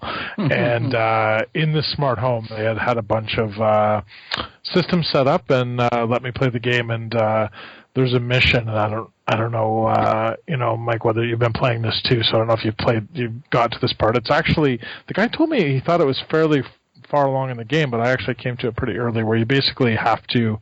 It's not really going to spoil anything for anybody, but you have to steal a van that has some stuff in it. And the only thing that I found kind of unusual is that I played that when I was at this event, and it's very similar, of course, in the final build. However, when I was playing it, I had access to the quadcopter and the little RC jumper, yes. And right now, I haven't quite, because it was fairly early on, I haven't quite got enough money to buy the quadcopter yet. So I beat the mission at the event by using the quadcopter. And then it was kind of interesting because I'm like, okay, I know what to do because I've done this before, but now I have to try and figure out how to do it using different resources. And that's one of the things that you really have to say about this game that I really like, is the fact that you can accomplish things in so many different ways. One of the reasons why I love Far Cry, like you can go in Far Cry, it's more, a lot of times it's about what weapons you're going to use and what attacks you're going to take. But in this case, a lot of stealth, a lot of ways to approach the same problem, and how you're going to take care of it. And so, yeah, I figured out a way to do it not using the quadcopter. So that was a lot of fun, and I've really been enjoying it. I've been mixing it up between playing the main missions and then going off, and there's lots and tons of side mission stuff. And I love the fact that in this one, like, it seems like anyways, the entire world is available to you from the beginning. You don't have to unlock stuff to get there or see strange, this part of the city's blocked off to you or whatever. You just go wherever you want to go, and it's really tons and tons of fun. So I've been playing it a lot too, and just got to be careful of what I mention because I've been doing testing for it, and so I can't talk about any of the multiplayer and co-op. I've experienced that and I've played that, but I can't talk about that. But the stuff that's that's already out there, the story stuff, I think is great, and I think to me it feels like a mix of GTA and Saints Row with its own little stuff built into it. It's got the open worldness and violence of a GTA game, but it's got some humor to it that I wasn't expecting. It does. Like a Saints Row game. And that particular mission that you talked about, I actually went and beat that mission, and it was one of the most satisfying because I'm not very good at stealth. I don't try to play stealth at all. And this is, I think if I understand the mission correctly, it's where you got to go get a card from this little office, and then you got to cross the water to get the van. Yeah. Yeah, and then because you need the card because you can't get the van out without opening the gates. So I got the card, and everybody started following me. So I jumped back in the water and I went into that office. Now they don't have the card to get in the office. You know that, right? So I'm up there in the office killing all the police down, and they keep calling more and more police. And for about 40 minutes, they kept calling police, and I just killed every one of those motherfuckers outside until no more police came. And then I just waltzed outside. One of the cops that was dead had the access card, so I took the card, went back in the water, and got the van. But it was so satisfying just being up in that window and just with the sniper rifle, killing about 20 or 30 police officers. It was awesome. Yeah, and that's totally different than how I did it. I had originally gone in and I had taken my RC jumper, and because I knew I had to try to do that, and I had gotten spotted, and something happened where the one gate was locked. The one that's in front of the van is always locked, and that's why you need that card. And so something happened, and they opened that gate probably when they were trying to find me after they found the RC thing. So they were looking for me, so they opened the gate. So excuse me, sorry, I don't have my cough button. Where's my cough button? So I had actually, the gate had opened, so I sent the RC in a different way, and then I was able to grab the key with him, and I went undetected, and then I sort of swam sort of on the side there, and they didn't find me, and then I just ran everybody over and got out of there because I knew exactly where I had to go. So I opened the gate ahead of time, and I just drove. And the one thing I will say about that game too is that I'm not the greatest driver in video games. Like in terms of I find some games I just have difficulty in the open world games. I just sometimes have difficulty driving, and so in a lot of those games where there's lots of driving sort of necessary, it kind of quote unquote drives me nuts because I just get frustrated because I'm always smashing into things, or I just find the controls are just too loose or whatever. The thing about Watch Dogs 2 that's nice is that I find the driving very satisfying, easy, good, fun even. And also, you don't have to do it if you don't want to, because there's so many fast travel spots that if you want to, boot around the world your way, you don't have to get bogged down by doing that. And I actually found myself, thinking one time I was like, I'm just going to go for a drive to get there. It's a little bit of a distance. I could have fast traveled, but I didn't. So that's one of the things I like about it. It's really, you can totally play it the way you want to play it. And your case in point, you finished that mission completely differently than me. Right. Yeah. So I'm really enjoying it. Was not on my radar, but now that I've played it, I think it's a great game. I think it's really enjoyable. Good. Anything else you've been playing?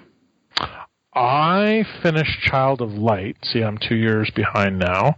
Wow. I started playing that, I think, at the beginning of the Gamerscore competition that I was in, and it was hard to get. I'd sort of gotten the easy achievements, and so I was kind of moving on. And although it's not a terribly long game, I there was some parts about the combat and stuff. I'm not really big on turn-based combat stuff, but the game is so charming and beautiful and whatnot. And once I sort of got into the groove of how it all worked, then I found it very satisfying and very enjoyable. Loved the music as well. I also played a little bit of the Steep beta. That was one of the games we didn't mention when we were talking about all the big release titles. It's kind of a new thing for Ubisoft. They're taking their open world concept and sort of applying it to sports titles. So Steep, I love the way it looks, and of course I'm just waiting for this. It's kind of like I start playing, and it was giving me the reminder of how nice and pretty the snow can be, and then the next day it started actually snowing. So it's only snowed a little bit here, not much. So basically those have been the major things, and most of my time, certainly, and from here on out, will definitely be with Watch Dogs 2 for a while. And I also started watching Westworld as a TV show. And I don't watch a lot of TV these days, but I thought that was kind of, one of my co-op students that works for me, he made me watch it. So I've been watching that too. It is excellent. Yeah, my wife just finished is all caught up on how many episodes there are, and she really enjoys it. Steep is out December 2nd, huh? That's coming up soon. It's coming up. Yeah, it's one of the titles, like I said, that we missed in our list of what's coming up. I think that has a VR component to it. It does. It has some of that as well, and it would be good for that. And I had fun with it. It's not the typical game I would go rush out and buy day one, but I would certainly play it. And the fact that it's got this open world add on to it in something that's typically just been single player, I find quite interesting, and it's fun so far. All right, cool. Let's see. For me, backwards compatibility, I popped in Rage, if you remember that from Bethesda. Mm-hmm. It took me a little bit to find the save file on one of my many 360s, but I finally tracked it down, and I popped that in, and I still think that holds up okay to decent. Certainly not great looking, but it's pretty good. And I remember I got into some mission that I never could beat before, and my last save file was from December of 2012, so almost a good 4 years since I picked that up. And my skills must have improved since then, because the mission I was stuck on last, I got right through. Had to use this RC car, blow up a bunch of people, rinse, repeat, hide behind some barrels, stuff like that. So I did that for a little bit and enjoyed it. Had a very disappointing session of Madden this week with Devious Mr. Matt. He beat me again, and he's up 4-2 on me in our season, so I need to buckle down and beat him. We also played a little Division, tried out the Underground DLC, and really enjoying that still. Still think the Underground is where it's at for now. A lot of that random generated content is really good, so we'll be playing more of that. Last night played Battlefield 1 with Matt and Dan from Dad's Getting Grounded. We took part in the Battle Fest that's going on between now and November 27th. So we did a lot of the operations stuff, which I am not familiar with, and these are bigger operations, teams of 32, so 64 people in total, and you just got to defend and conquer a lot of different places. It's the same length as maybe a conquest match, maybe a little bit longer though. And it was enjoyable. A lot of like Braveheart type moments, because if you're the team trying to conquer, you all sort of rush out at once and everybody's yelling and screaming. So the game has a lot of neat elements to it, and I really was not on board with it in the beginning when I played that beta, but man, since then I have eaten a lot of crow, and I really am enjoying this. This could be, it's close to Game of the Year type consideration at this point. It is really enjoyable. And today I popped in Killing Floor 2 because I wanted to see what it looked like on the PS4 Pro. This is another type of horde-style game. Lots of zombies and Spider-Man-looking bugs coming at you, or Venom-looking bugs coming at you. I don't know. It's interesting, isn't it? Yeah, that's what the whole thing is. Yeah. It seemed to be teams of 6 or teams of 5. I couldn't really keep track. But me and this team of random people, completed a bunch of waves and beat the first boss, and then I had to quit to do this show. So I've only played maybe about 30 to 45 minutes so far, but it looks beautiful on the PS4 Pro. Is that a $60 game? I want to say it's $39 or $29. Okay, I'd get in on that because I really enjoyed what I played at PAX East. Yeah, it's definitely not a $60 game. Yeah. It's like I said, somewhere between $39 and $29. It's because there's no campaign. That's right. I'm playing some sort of character who's a priest, or at least he's dressing up in a priest outfit, who's got a sort of Sean Connery vibe to him. He says all sorts of things in that sort of accent in between rounds and stuff like that. So that's one of those games that you're backing up a lot, right? Yes. Yeah. It's got some interesting things though. Like you can, you have a welding gun. So if you get like stuck outside, you can go into these places and weld the door shut. Wow. Okay, I didn't get into that when I was playing. We didn't really try that in the when I was just playing a little bit earlier. But you have if you go through the basic training, that's one of the things that tells you that if you're outside and your back's up against the wall, try to go inside and weld one of the doors shut and bide yourself some time to get out into a different room or a different access point. Yeah, it can get pretty brutal. Yes. And I think that's it for me. So all in all, a good week of gaming. Hope to do more with the holiday week coming up. A holiday for us. Sid, you guys already have that, right? Yeah. I'll be traveling. I'll be driving to Massachusetts. Not I. Let's see. The only notable release this week is Darksiders War Mastered. And maybe we'll hear from Jay about that next week. We might. They just might. All right, well, let's get into the last bit of news here, and then we'll wrap this up. We'll go through this as quick as possible. Dishonored 2 is getting a new Game Plus and custom difficulty settings soon. Many people have been complaining that there is no new Game Plus. They thought this would have been a no-brainer since many people like to replay this. And, with some of the achievements and trophies, play it all in stealth, no kills, that they thought there would be a new Game Plus option right away, but there isn't. Speculation is because you can play from one or two different characters all the way through. You can either play as Corvo or Emily. So they thought that would satisfy people for a little bit before they would want the new Game Plus. No. But that is coming, and like I said, a custom difficulty setting is coming as well. Oh, that's interesting. So a lot of people, including Sean, were having some trouble with unevenness. It seemed, depending on what playing play stealth. style you go with. Yeah, playing stealth. Yeah, particularly, yes. I have yet to play it or pick it up, so I can't speak to it. I will be picking it up, but it may be next year. Yeah, that's not too far away. The PS4 Pro is supposed to give players in Battlefield 1 an advantage in multiplayer. But as I mentioned on the 40cast this week, they did not consult with me. I have a PS4 Pro, and I suck just as much at the Pro as I do on the regular. Does not make you a better player. Yeah. But they said the increased frame rate means lower latency, meaning crisper response as well as a smoother experience. This offers a tangible advantage to pro players, seen at its peak in 64-player games, where the Battlefield 1 engine typically faces its toughest processing challenges. That's why, Mike, you're not a pro player. I'm not pro. I'm not pro at anything. But I do think it looks damn beautiful on the PS4 Pro. I will say that there is no, frame rate issues or anything like that. It hums right along pretty good. So I am thoroughly impressed with the Pro when it comes to Battlefield 1 at least. So. As soon as I get my Xbox sold, I think I'm going to pick one up for upstairs. Nice. Fallout 4 mods are now on the PS4, and many of them even work. As an aside. So Fallout 4 Update 1.8 went live the week, bringing with it a long-awaited ability for PlayStation 4 players to use mods. There are nearly 200 game tweaks live for the PS4, and many of them, like I said, actually work. So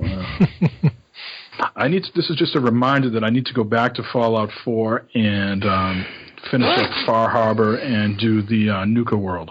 Yeah, I have not even looked at the Nuka-Cola, and actually I haven't done the Far Harbor either, so... Nope. Star Wars. Any Star Wars heads in the house? Oh, yeah. Yeah. So Star Wars Battlefront is celebrating their 1-year anniversary. They're going to be releasing the Rogue One DLC and an X-Wing VR mission. The VR mission will be free for anybody that has Battlefront and has a PS VR. So people like Sean and Nick, they'll be able to play it no problem. And the Rogue One DLC, I believe, is going to be the last expansion pack for the Season's Pass. I could be wrong with that, but that's... Sid, you don't have a VR, do you? Not yet. Shortly. Okay. Shortly. It's in the pipeline. Okay. So I believe that's all coming out December 6th. Just a lot of stuff coming out December 6th. So be on the lookout for that. We'll certainly be firing up Battlefront to check out the new Rogue One content. Darksiders War Mastered supports the PS4 Pro. Like I said, Jay will be telling us a little bit about this next week, but not from the PlayStation 4 Pro perspective. No. More likely the Xbox One perspective. But they did release a new video this week. It features double texture resolutions, rendering improvements, native 1080p on consoles, 60 frames per second, and 4K support for both PS4 Pro and the PC. And again, I think this is a good deal, $19.99. Is that right? That is an excellent price. Awesome deal. I mean, usually these 60 ones are Canadian, but Yeah, but they're usually going for 30 American. So, it's a good price for a remaster. Yeah. And lastly, here, Xbox backwards compatible games from the 360 are getting a retail rebranding. Not sure if you guys have seen the box covers for these. I looked at this article, and this makes me very angry because I now have to buy another variant.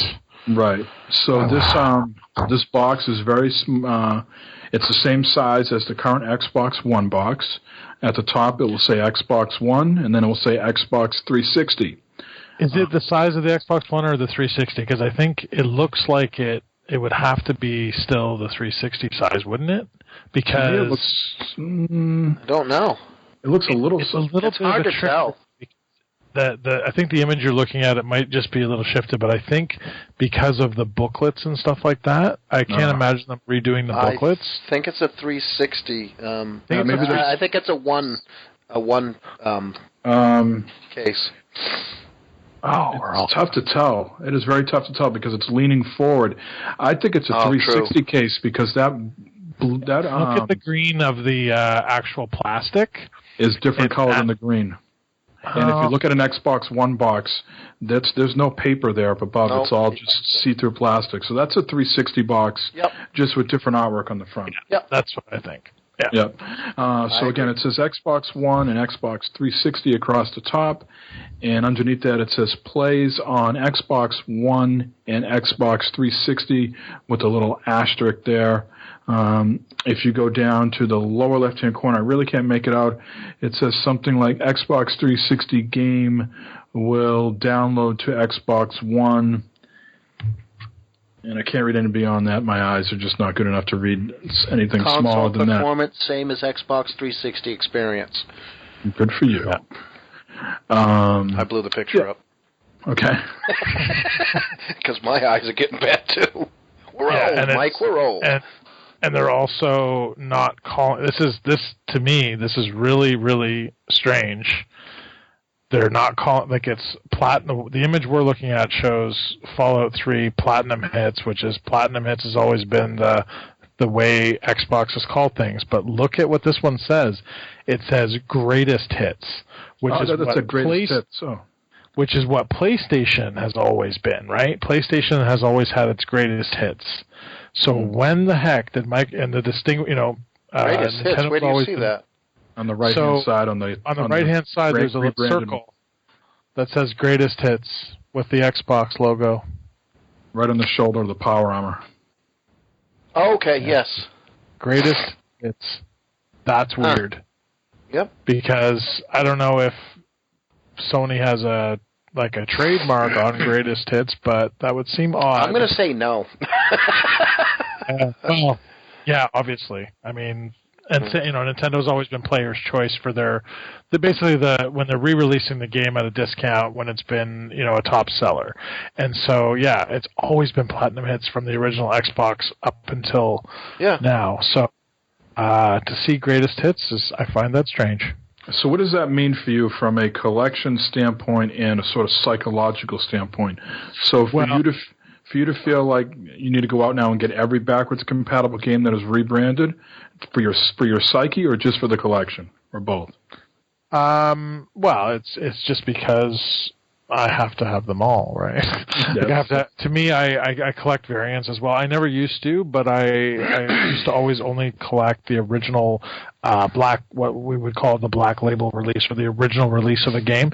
And I think what happened to me was after I started completing certain collections, like I have completed Xbox, PS2, GameCube, and Dreamcast collections. So it was kind of disappointing to walk into somewhere and walk up to, those systems that I love. I love all those systems for all different reasons, and find I had nothing left to buy for them. So it became I thought, well, you know what, I might as well start collecting the variants. And so I even collect things like Walmart edition variants, or when they do other little things, if I happen to notice that it's, I want to do an article sometime on just all the Walmart variants, because there's quite a few of them. So, but there's 1,800 360 games. Sure. Let's hope they don't all go backwards compatible, Joe. There was 1,792. That's their intention. Well, to a point. There were 1,792 PS2 games, and I had all those. So then I had to start buying the greatest hits. Wow. So, and combos, and anyway, it's a sickness, but that's okay. And you get these as they come, or you going or buying them at retail? Or I'll probably tend to buy these. I don't think I'll buy them at retail right away. I mean, I'll pick them up as I see them, but I might try to buy them cheaper later on used. It depends on how hard they are to find, right? And how many they do this with. I don't know how many they're planning on doing this with, so we'll see. That's true. They may not do all of them, but I'm assuming that if there are games that are out there that are still being printed, they will now print them. They're only doing it for the Xbox 360 bestsellers. Oh, okay. There you go. I'm not sure. I put an image in there of the Doom one. Is that considered a bestseller? Yeah. Doom 3 BFG edition? Yeah, I think so. All right. Well, that's the news. The news for this week. Let's get into some plugs and shout-outs. I like artwork, but I don't, collect any of it. But when I see something really cool, I like to point it out, show other people. So I saw some low poly art by Ben Regimable. I'm not sure how I pronounce his last name. But anyways, this was on Kotaku. I'll put the link in the show notes. From the top-down perspective, it just looks like a busy, populated city. But when you actually blow up some of these images, there's a lot of detail, and there's a cool GIF that shows you how he built this artwork. I also have a full-blown link in the show notes to a much larger image of it. And I would hang up something like this on my wall if I could, really get a good print of it. So I really think it's a cool image. Maybe some 50s style stuff going on there, or maybe some retro design, certainly burger joints, old school movie theaters and things like that. But the people populating the city are not people, they're animals, right? Looks like there's some cats and foxes, elephants, mice. So I think it's pretty cool. So it is cool. I wanted to share that with you. But other than that, let me be the first to wish all our U.S. listeners a happy Thanksgiving. Certainly, I am thankful to come here every Sunday night and talk with people like Jay and Joe, Corey and Sean, and having guests on like Syd. It keeps me going through the week, so I am thankful for this opportunity, and I'm thankful for all the people that download and listen to it. And I hope you listen to us on your way to Grandma's house or wherever you're going during your family commute. And there's other podcasts out there, too, like Dad's Getting Grounded, Everyday Gamers, the 40Cast, Gamers Unscripted, Future Monkeys. Go show them some love and support this holiday season as well. Yes. And Jay, help traveling.